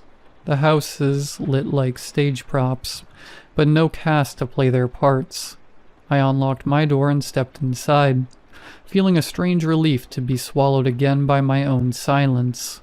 It was peaceful here, wasn't it? Quieter than anywhere I had lived before. This was the kind of life, the kind of neighborhood I'd always aspired to live in. But as I moved about the evening, reheating my leftover casserole, thumbing through a new book, readying for bed, the quiet never really settled in. I kept catching myself looking out at my neighbor's window, hoping for some sign, any at all, of movement, but it never came. A peculiar sort of liminality where you felt alone, yet not. Something about the way the pipes kept knocking deep below the basement every half hour or so kept me ever so slightly on edge, too. That and the way the basement door glowed in the setting sun, in hazy hues of crimson melting into amber, like the threatening flare of some watchful, venomous creature, made me wary of it. But of course, the power went out again that very night. Hilarious. I grabbed my torch, Reluctant but resigned, I sighed before flicking it on, and navigating my way down to the basement. In daylight, the house felt calm, almost protective, as if its walls had been storing quiet for years and were willing to share it with me. But at night, without the ambient, low light filtering through curtains, the silence seemed to sharpen. The hallways felt longer, the corners heavier, the ceilings higher. Every pane of glass reflected my own movements back at me, as though something else were watching just behind. And then there were the faint pinpricks I sometimes noticed only in the darkest corners. Tiny red motes, too dim to be dust, too steady to be tricks of my eyes. I told myself they were from the appliances, some unseen standby light or sensor. Still, once seen, they followed me, like scattered eyes half buried in shadow. I began to suspect that the piece I'd admired by day was only a mask, and that in the dark the house showed its truer face. The door swung open soundlessly as I opened it. A scent met me, cold and strong, carrying with it a scent that reminded me of neither mildew nor dust, but something much earthier, like disturbed ground. I descended, noticing the way the light of my torch seemed to shiver without command. Pipes and boxes, stacked furniture, the expected clutter of an old basement greeted me. I found the fuse box, flipped the breaker, and heard the house above me click and hum back to life. I was about to turn and leave, but something about the way the dust particles caught in my torch beam, as if tugged by a draft from deeper in the dark, drew my attention. I followed it a few steps past the reach of the singular bulb overhead, until my torchlight met a section of the wall where the stone looked different, rougher, and lower to the floor. Half hidden behind a shelving unit, I thought I had seen it opening. Narrow, almost nothing, just enough to let that strange air breathe through. I stood there longer than I should have, staring, listening. It felt like the house was holding its breath with me.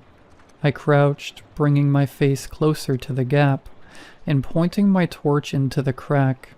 The draft slid cool across my face, carrying with it that same raw scent of turned earth. The space beyond was narrow, irregular, not a tunnel so much as a crack in the stone, but deep enough that I couldn't really see where it ended. I leaned in, squinting, waiting for the beam to catch on something solid. For a few seconds there was nothing, only shadow piled on shadow, my own breath shallow in the confined space. I sighed, making a note to myself to find a way to seal it off when I had the time, but just as I began to withdraw my head, I thought I saw it, the faintest glimmer, 2 points suspended in the black, catching the light for a heartbeat before sinking back again. Not bright, nor obvious, but enough to give the unmistakable impression of something looking back. I froze. I looked again. A pair of eyes, yearning, patient, like a child waiting for a piece of candy. Unsure what to do, I wordlessly stood up and headed back up, too afraid to react. I slammed the basement door behind me and stood there in the hall, chest heaving, the silence of the house pressing close around me. Upstairs the lights glowed steadily again, calm and ordinary, as though nothing had happened at all. Sleep never came. I lay awake in the upstairs bedroom, staring at the ceiling while the clock ticked steadily on the dresser. Every creak of the settling house, every whisper of wind at the shutters set my nerves on edge. When at last the windows began to gray with dawn, it felt less like the start of a new day and more like a reprieve, thin, temporary. The neighborhood outside was the same as before, lawns trimmed, curtains drawn, driveways empty. The house simply sat still and shone with their quiet lights. I told myself it was nothing. Maybe everyone simply had places to be earlier than I did. Regardless, walking to the car, I couldn't help but feel the weight of 100 eyes, all unseen behind those curtained windows. Work did not go well. I sat at my desk fighting to keep upright, fumbling simple tasks, letting emails pile without answer. By midday, my supervisor frowned and then sighed. "You're no good to us half asleep. Go home. Get some rest." I didn't argue, but I didn't really want to go home either. I tried going to a nearby cafe, 2 blocks over from my office. It was there that my mind finally got some reprieve. The chatter of strangers, the soft hiss of the espresso machine, the familiar clink of porcelain, all of it wrapped me in a comfort I hadn't realized I needed. I ordered another coffee, then another, trying to stretch the afternoon out as long as possible. I watched the rain beat against the window, people passing by with their umbrellas, anything to keep my thoughts away from the crack in my basement. But exhaustion is a patient hunter. By the third refill, my hands shook with fatigue, and my vision blurred at the edges. I realized, miserably, that I couldn't outrun sleep forever. When I finally pushed myself up from the table and stepped back into the damp air, the only place left to go was home. Back in the house, I lay on my sofa, restlessly. The basement kept creeping its way back into my mind. What had I really seen? Surely nothing. Just a trick of the light. Nerves wound tightly by the outage. And yet... I sighed, getting up and walking towards the basement door again. I paced back and forth a few times, before finally committing. Hesitantly, I turned the knob and descended once more. The air was cool, still. The shelves stood steadily, undisturbed. I crouched at the same place, torch in hand, and found the gap utterly ordinary. A thin seam in the stone, no deeper than a foot.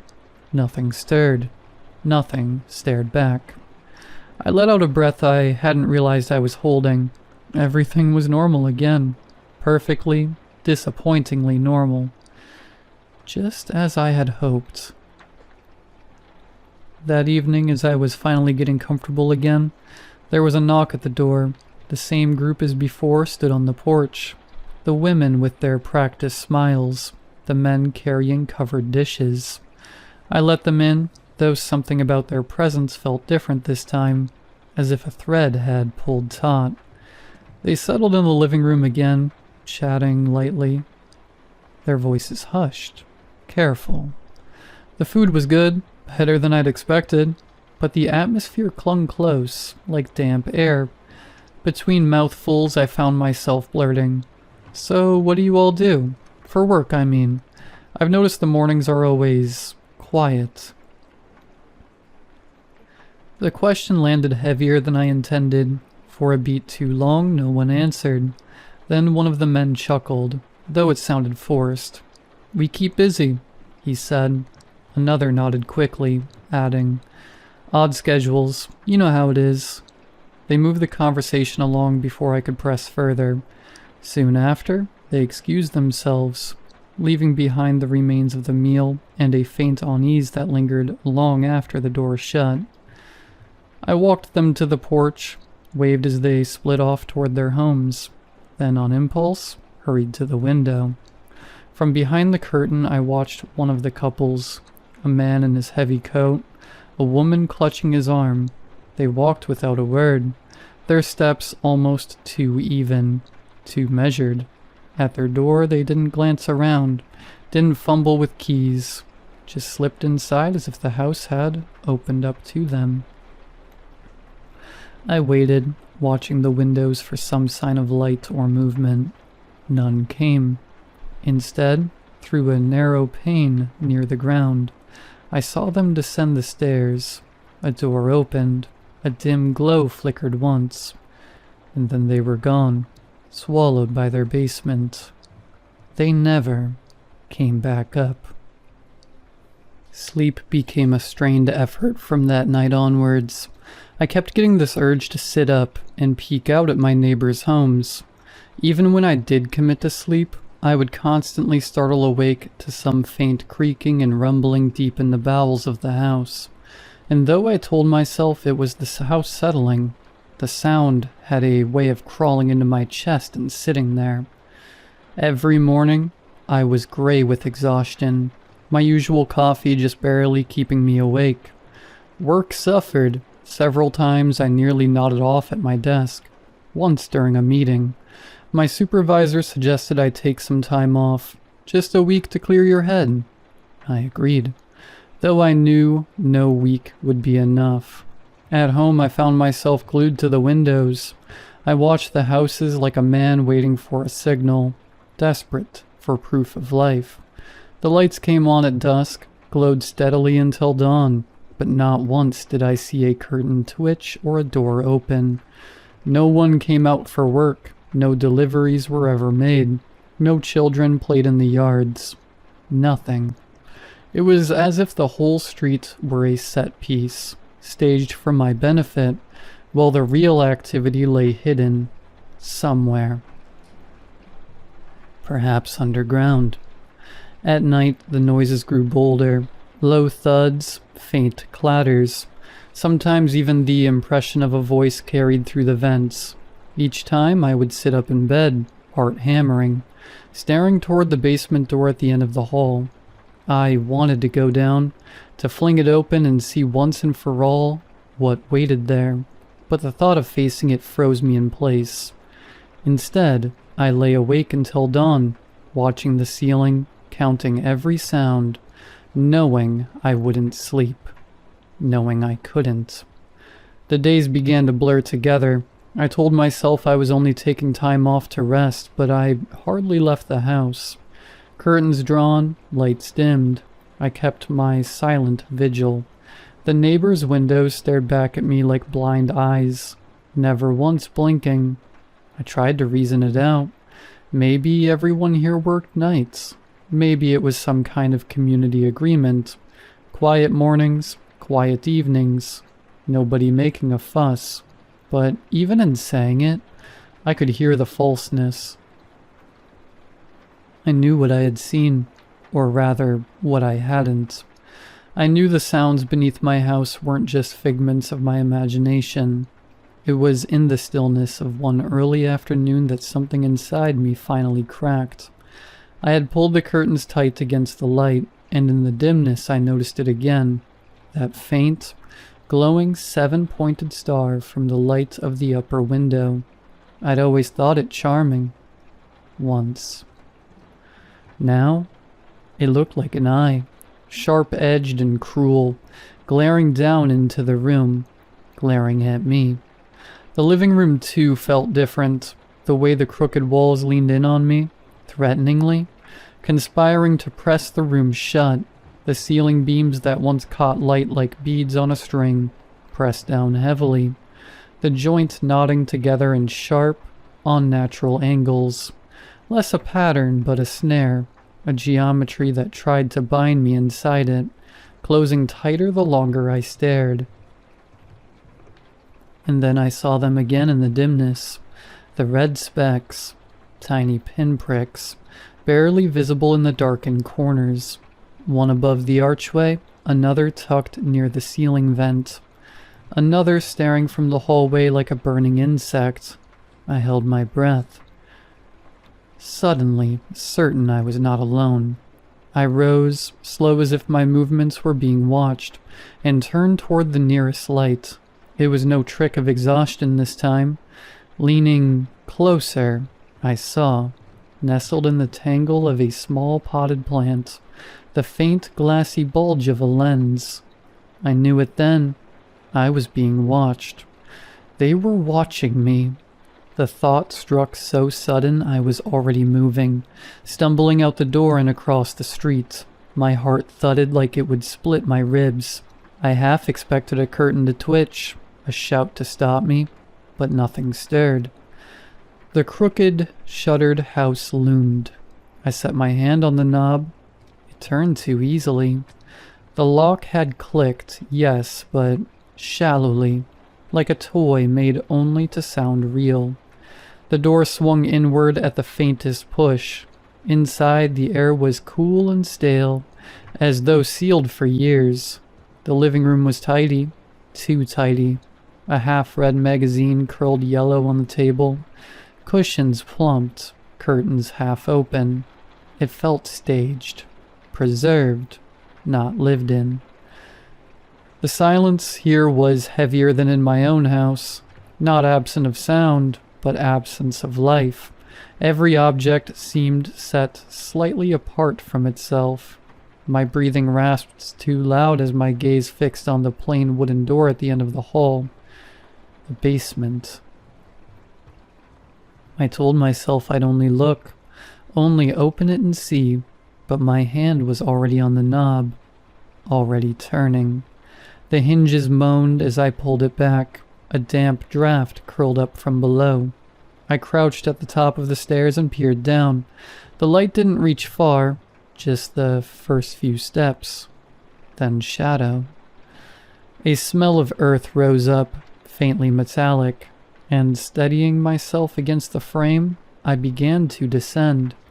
The steps creaked under my weight, each one louder than the rest.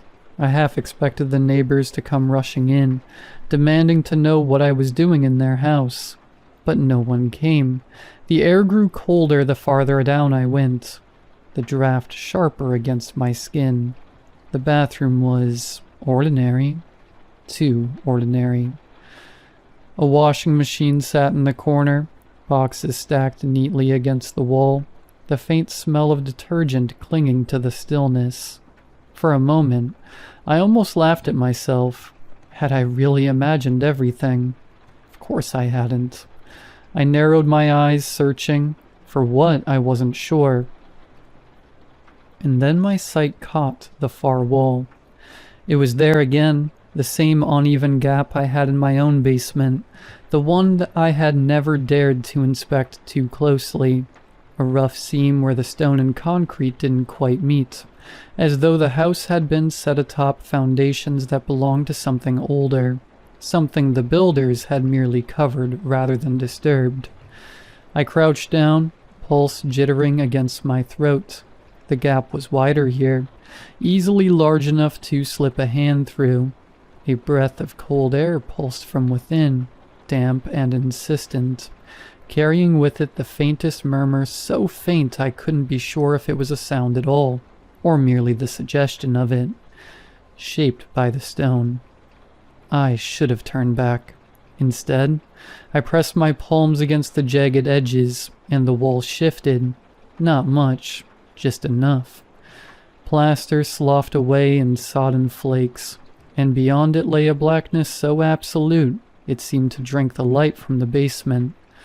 I don't know what drove me then, exhaustion, obsession, or some older compulsion seeping out through the crack. Perhaps only the need for finality, the need to force the silence to speak. Whatever it was, I pushed myself forward, scraping through until my shoulders cleared, then my hips, then the soles of my shoes, and I was inside. The air was clammy, mineral heavy, pressing against my lungs. My flashlight shivered over raw stone, catching on lines that didn't look accidental, rather smooth as if worn down by endless repetition. This was a passage. A tunnel sloped downward at once, a crude incline spiraling into earth. My shoes scraped loose gravel that hissed downslope ahead of me. I hesitated, but the silence behind me felt heavier than what waited below. So I descended. The air changed as I went. Cooler, yes, but laden too, as if with centuries of dust ground too fine to ever settle. Each breath tasted metallic, faintly briny, as though seawater had long ago seeped into the rock and lingered still. A sound began to emerge. Not voices, not exactly. More like the collected breath of many people whispering just at the threshold of hearing. Not rising or falling, but merging into a single tide pull of sound. I froze, straining to distinguish words. None came, only the endless susurrus, like waves sucking at shingle, patient and eternal. Every few steps I looked back. The pale rectangle of the basement was shrinking, already no more than a warped glimmer. My stomach clenched. If that wall sealed itself again, if it had ever been a wall at all, then no one would ever know I was down here. Still, I kept walking. I followed the whispering. The passage twisted illogically, curving left, plunging downward, rising again. My sense of distance unraveled. I could not tell whether I had gone 50 feet or 500. The air was cooler still, carrying the musk of confinement, a scent like bodies packed too close together in the dark, though none were there. Then at the precipice of nausea and misdirection, I noticed it, a hairline crack in the tunnel wall, faintly familiar. I leaned closer, pressing my eye against it, and my heart lurched. On the other side of the thin veil of earth was a room I knew too well. The bare concrete floor, the slant of the steps, the jumble of paint cans in the corner. My basement. The whispers swelled as if pleased by my recognition. For a mad instant, I felt like they were urging me onward, coaxing me deeper into the labyrinth that stitched neighbor to neighbor, home to home, until perhaps the whole street was webbed together in a single buried artery. Following the noises, I eventually squeezed through a narrow cleft in the stone, the rough edges rasping my shoulders and peeling cloth from my sleeves, finding myself in a vast chamber. The air hit me like damp wool, heavy, wet, and sour with the layered stench of decay. The ceiling hung so low I had to stoop, its surface bristling with roots and beads of black condensation that flattened and burst with slow, deliberate ticks. Candles jammed into fissures spat and wept down their stubs, their glow smeared and multiplied in the sweat of the stone. Shadows leaned unnaturally long, folding and overlapping until they seemed to bend around some hidden core, as though the walls themselves recoiled from illumination. On the earthen floor lay 6 bodies, each arranged with care along the prongs of a vast figure, gouged into the soil. Death had marked each differently. One collapsed into an articulated cage of bone, still wearing the husk of a funeral suit. Another shivered to a leathern skin that clung tight as drumhide. Another bloated with the greenish swell of half-preserved flesh. A slick of fat glistened at the jaw of one, hardened to yellow wax where it touched the dirt. The mingled odors of sweet corruption, dry mildew, and old earth rolled together into something nauseating but almost reverent, like incense turned sour. The 7th space was gaped empty, its soil churned with fresh scarring, as though impatient hands had redrawn the lines again and again, sharpening the groove to accept what must soon complete it. Then I looked up. The walls were crowded with photographs, whole families smiling stiffly on front porches, children's portraits, candid shots from kitchens and backyards. Beneath them, yellowed leases, school certificates. The utility bills were pinned in meticulous rows.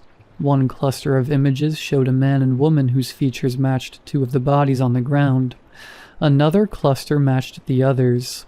And then, farther along, I saw my own face, my parents, my siblings, my resume, copies of letters I'd written years ago. Camera feeds flickered above it all.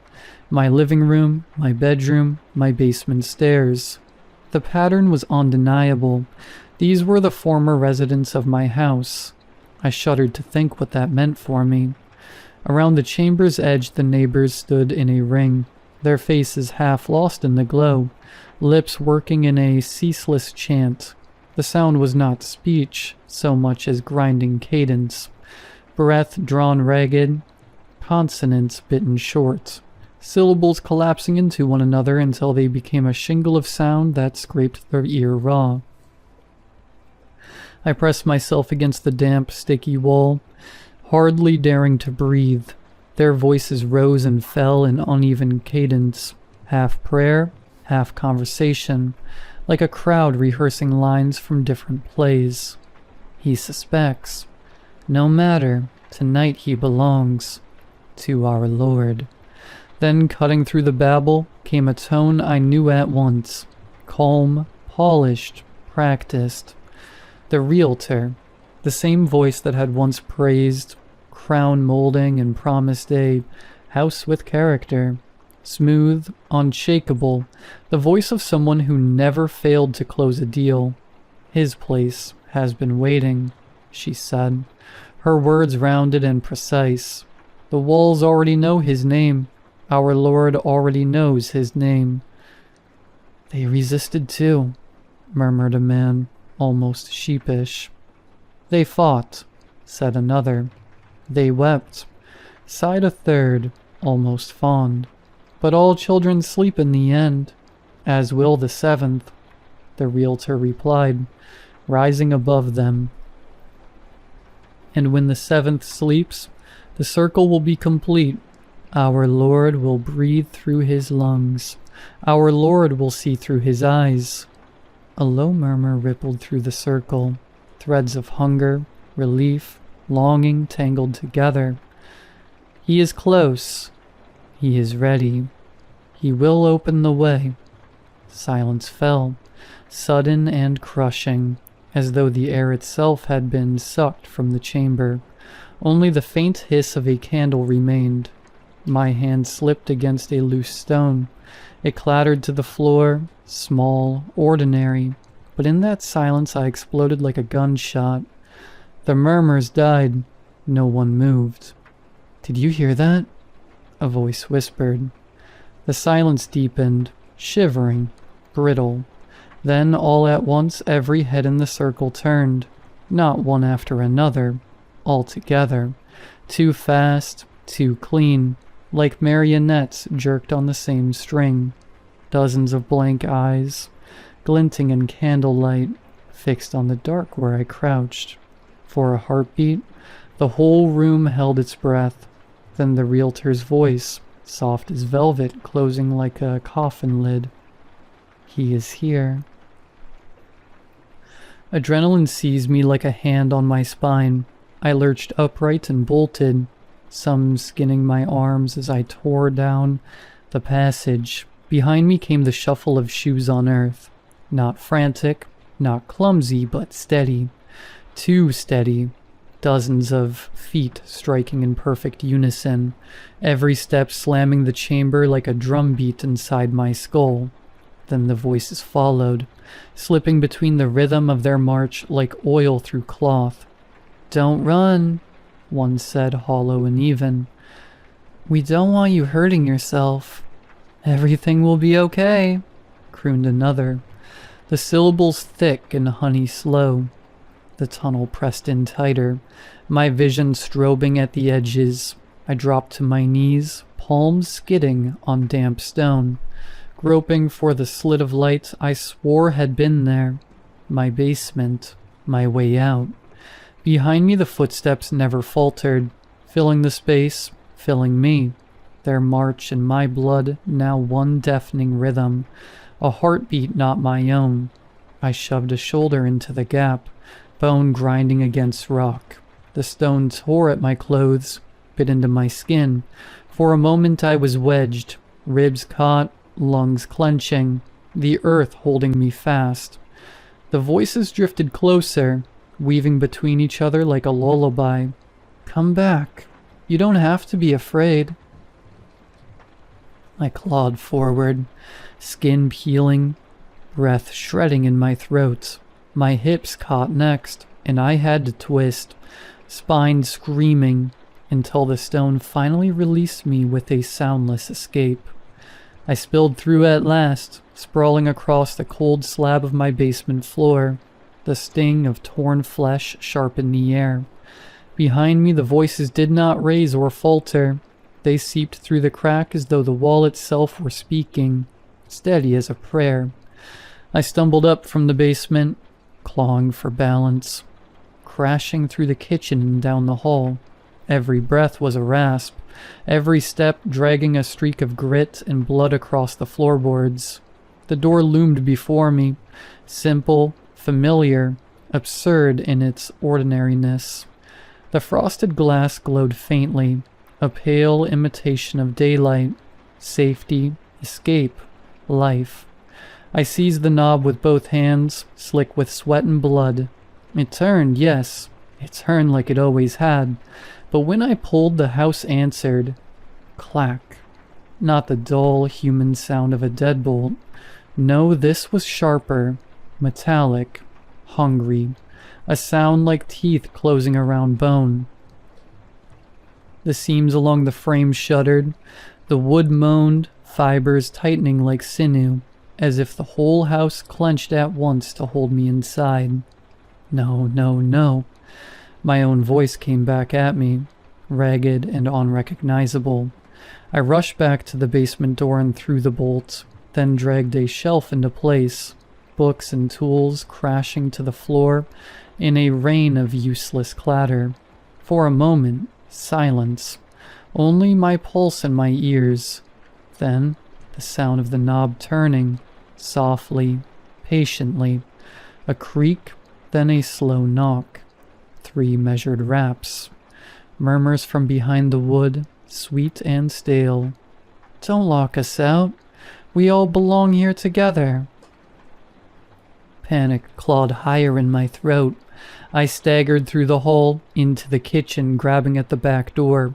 The knob twisted beneath my palm, but the same click followed, the wood tightening as if bracing itself to hold me in. A shape caught my eye, motion at the window. I turned. Across the yard, my neighbor was stepping from his porch, stiff and deliberate, eyes fixed on me. Then another and another. They crossed the lawn without a sound, gathering along my house. They pressed themselves to the windows, every one of them, palms spread flat, faces leaned close, cheek to pane. Their eyes stared through at me, unblinking, catching the faint light and strange reflections that looked too bright, too wet. A dozen mouths moved at once, muffled by the glass, whispering things I couldn't make out, but all of them smiling, all of them watching. The whispers overlapped, swelled, some voices turning sharp, almost scolding. Stop it, stop it. Our Lord won't be happy with you. Others curled into a cloying sing-song. Don't worry, sweetheart. You're safe here. We'll take care of you. The house vibrated with it, the glass humming faintly as their breath fogged the panes. Smiles stretched too wide, too steady, splitting into snarls and croons. I stumbled back, heart hammering, staring at the impossible wall of faces around me. Every window on the first floor was filled. I was sealed inside, trapped in my own house, their voices clawing at me from all directions. Panic seized me. My eyes shot upward. The stairs, the bedroom. I bolted, 2 steps at a time, my body lurching forward as if chased by the noise swelling below. I burst into my room, chest heaving, and grabbed at the curtain. Outside, my car parked at the curb. My only chance. For a moment I froze, the chanting rising beneath me, swelling into something that wasn't words anymore, just a pressure in my skull. Then I drove my heel into the glass. It shattered around me in an explosion of cold shards, the afternoon air slicing my face. Without another thought, I hurled myself forward, down onto the pavement. The pain was immediate, white hot, snapping through my leg like fire. My ankle folded under me with a sickening crack. I screamed, or thought I did. The sound drowned in the roar of blood in my ears. I rolled onto my side, vision warping, breath hitching against the shock. The night smelled of iron and dust. My face wet where glass had sliced it. Move, move. My car loomed just yards away, unreal and shining under the streetlight. I clawed across the lawn, dragging my useless legs, grass slick beneath my palms. Every shift of my weight sent agony screaming up my body, but the chanting from the house was louder now, echoing out through the broken window, their voices a chorus spilling into the night. Come back. You're safe with us. Don't run. He's waiting for you. I hit the curb, fumbling at my pocket. Keys slick with blood. Somehow I got them into the lock. Somehow I turned. The handle gave and I dragged myself inside, collapsing against the steering wheel, gasping, the horn blaring once in a long, muffled note. The house behind me pulsed with voices, calling, pleading, demanding. Then the sound changed, no longer steady, no longer coaxing. It broke apart. Ragged sobs, hiccuping wails, voices tearing themselves raw. Some keen like children, others moaned low and guttural, as though their throats were splitting under the strain. And their mouths? God, their mouths. Lips quivering, stretching too wide, some grinning, some crumpled into masks of grief, every face vibrating with need. The voices overlapped until words were nothing but noise, then reassembled, jagged and broken. Our Lord needs you. Our Lord needs your body. What will our Lord do without you? Some shrieked it high and thin, others crooned it like nursery songs, syllables slurring through their sobs. It was a chorus of grief, of hunger, of worship, a sound that didn't belong in human throats. The nearest neighbor pressed her face against the windshield, teeth bared in a rictus that was half a smile, half a sob. Her breath fogged the glass in frantic bursts, and she dragged her tongue across it, leaving a wet smear that ran down like tears. Don't leave us. Don't leave him. Don't leave. Their wailing rattled the streets, a dirge swelling until it shook the engine itself. I twisted the key. Once, twice. My ankle throbbed like fire, the pain snapping my vision white, but I forced it again. The engine coughed, sputtered, then roared. As I slammed the pedal, the car lurched forward, wheels thudding over bodies that broke apart too easily, like brittle effigies stuffed with wet leaves. In the rearview mirror, they collapsed to their knees, clawing at the pavement, arms outstretched, their cries echoing after me. Not anger, not threat, just a howling, endless grief. I didn't stop driving until the houses thinned, until the highway signs gave way to the smear of city lights. Every throb of my ankle was a reminder that I wasn't dreaming. I pushed until the tank hit red and found a cheap motel off the interstate, the kind with buzzing neon and a clerk who didn't bother to look up. For 3 nights I barely slept, curtains drawn tight, TV humming low. Every time I closed my eyes, I saw the glass, the mouths, the way their palms pressed against me like the house itself was breathing. I lived off vending machine snacks and the emergency cash I'd crammed in my glove box months ago and forgotten. On the 4th morning, I couldn't stand it anymore. My leg was swollen purple, every nerve screaming, and I knew I had to tell someone, anyone. The police station was fluorescent and humming, antiseptic in a way that almost calmed me. I stood at the counter, swaying on my good foot, and when the officer asked what was wrong, the words tumbled out. There were people. They were at my house. They wouldn't let me leave. They knew my name. They said things about a lord. I think they wanted to sacrifice me to it. My voice broke. I gripped the counter, knuckles white, trying to steady my breath. The officer gave me that look, the careful, measured one they must practice for drunks and lunatics. And then my gaze shifted just for a moment to the badge on his chest, and I froze. The badge gleamed under the light, sharper than it should, every line too clear. I'd seen them before. Hell, maybe this one had always been like that. But looking at it now, it seemed wrong. Too perfect. Too deliberate. Each point cutting the air like a blade.